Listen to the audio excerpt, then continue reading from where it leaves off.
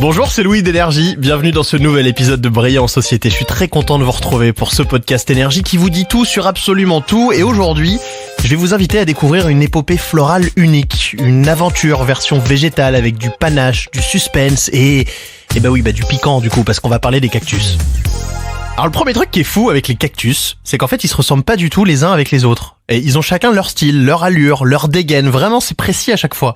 Et pour cause, ces petites plantes de la famille des Cactaceae comptent pas moins de 1700 espèces réparties dans le monde entier.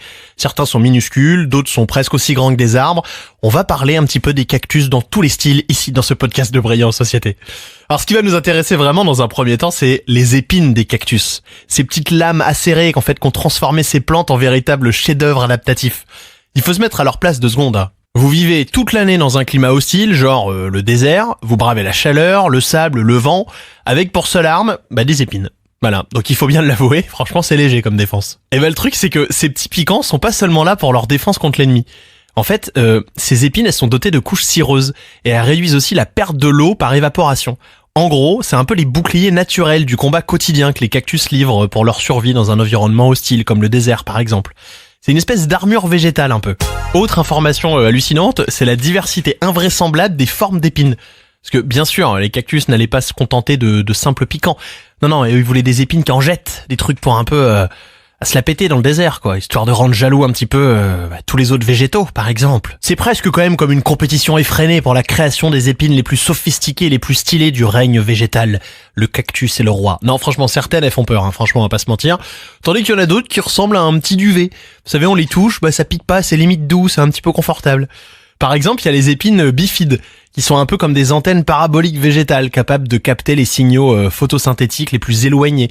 En gros, une réaction qui permet de produire sa propre matière organique à partir d'énergie lumineuse. D'autres sont beaucoup plus excentriques, avec des épines en spirale, qui créent une illusion d'optique fascinante lorsqu'on les observe un peu trop longtemps.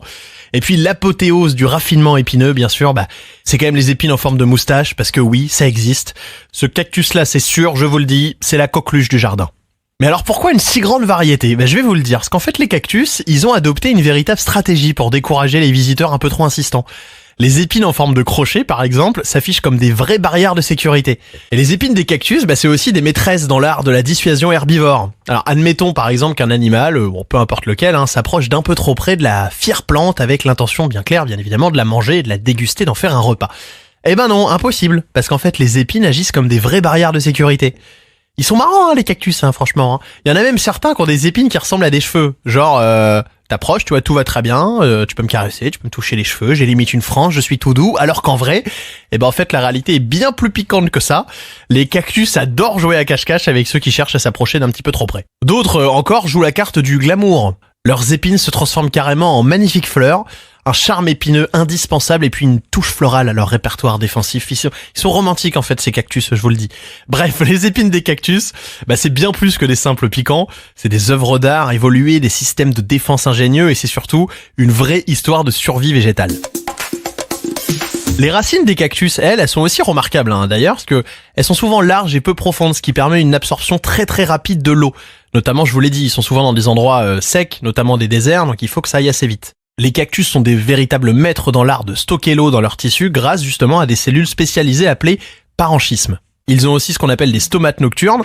En gros, c'est des structures spéciales qui s'ouvrent la nuit pour minimiser la perte d'eau tout en permettant la photosynthèse. Et la journée, ces stomates se ferment pour éviter l'évaporation excessive. Comme ça, ils restent tranquilles. Pas étonnant que ces cactus nous fascinent depuis la nuit des temps, à commencer par ceux qui se trouvent sur les dessins et les sculptures de l'ancienne civilisation aztèque au XIVe siècle. On en trouve aussi dans des images de l'ancienne culture moche au Pérou où ils étaient utilisés pour des cérémonies religieuses. Et en Europe, celui qui a ramené les cactus, c'est Christophe Colomb, bien sûr. Et puis au fil du temps, leur popularité n'a pas arrêté de grandir. On les a tellement collectés que certaines espèces aujourd'hui ont disparu. Mais alors ce qui est dingue, c'est que on découvre encore tous les ans de nouvelles variétés de cactus. Je vous ai dit, il y en a énormément dans le monde entier. Et quand je vous dis ça, j'exagère pas du tout. J'ai bien dit tous les ans. D'ailleurs, ils sont couverts par la Convention sur le commerce international des espèces de faune et de flore sauvages. Histoire de les protéger un petit peu quand même, ces petites bêtes. Parce que tous les pays se comportent pas pareil avec eux. Par exemple, au Mexique, si on ramasse un cactus, on risque tout simplement la prison. Voilà, c'est un petit peu bancal. Ce qui n'empêche pas les constructeurs d'en détruire des centaines et des centaines quand ils étendent les villes, par exemple, et qu'ils construisent des immeubles. Bref, il faut savoir que plus de 50% des espèces de cactus sont utilisées en guise de décoration, mais pas que. Il y a quand même, écoutez bien, 154 espèces qui servent d'aliment à l'homme ou au bétail, et 64 espèces qu'on utilise pour des médicaments. Et ça peut même être une drogue, parce que le cactus, on sait que les Amérindiens du sud-ouest des États-Unis le mâchent. Ils mâchent en fait des morceaux séchés du petit cactus sans épines, encore heureux, qui s'appelle peyote, parce qu'il a des propriétés psychotropes. Ou encore le cactus San Pedro, qui contient de la mescaline. En tout cas, les cactus, c'est des stars, et c'est pas les artistes qui vont dire le contraire. Leur présence ne se limite pas à orner nos jardins secs, ils sont frayés un chemin jusqu'au cœur de la créativité humaine, apportant une dose d'humour épineux à chaque coin de l'expression artistique. Le plus souvent, en fait, ils sont des sujets de choix pour capturer la beauté du désert, comme Georgia O'Keeffe, par exemple, l'immense peintre américaine. Elle a exploré dans tout un tas de toiles leur capacité à incarner la force tranquille de la nature. Les écrivains aussi, ils kiffent les cactus. Par exemple, le plus connu, Antoine de Saint-Exupéry. Il les a utilisés comme un symbole poétique pour incarner la persévérance face à l'adversité. Dans Le Petit Prince, le renard évoque le cactus du désert. Et il dit qu'il faut s'apprivoiser mutuellement pour surmonter les défis de la vie. C'est beau. Au cinéma, évidemment, c'est dans les westerns qui sont des vrais héros, les cactus. Et là, on a tous l'image à chaque fois du cactus, du désert, de la botte de paille qui avance avec le vent. Dans Le Fils du désert, réalisé par John Ford en 48, les cactus jouent un rôle prépondérant puisqu'ils sont les seuls à pouvoir humecter un brin les trois héros. Il y a une scène où on voit John Wayne tailler justement des cactus en pièces avant de recueillir les précieuses gouttes dans une gourde. Et l'anecdote raconte que John Ford s'était même engueulé avec les autres au sujet de la manière de trouver l'eau dans un cactus. Et puis chez nous en France, je vais pas vous la faire, mais il y a quand même l'emblématique chanson de Jacques Dutronc, on la connaît tous. Lui, quand il utilise les cactus, c'est pour faire une métaphore sarcastique sur les aspérités de la vie. Et sa chanson est vraiment devenue un classique intemporel, aujourd'hui toutes les générations la connaissent. Alors la prochaine fois que vous croiserez un cactus fièrement paré d'épines extravagantes, souvenez-vous que derrière cet écrin se cache une saga de survie végétale, une comédie où les cactus ont prouvé qu'ils pouvaient être à la fois farouches et fabuleux dans le grand théâtre de la nature.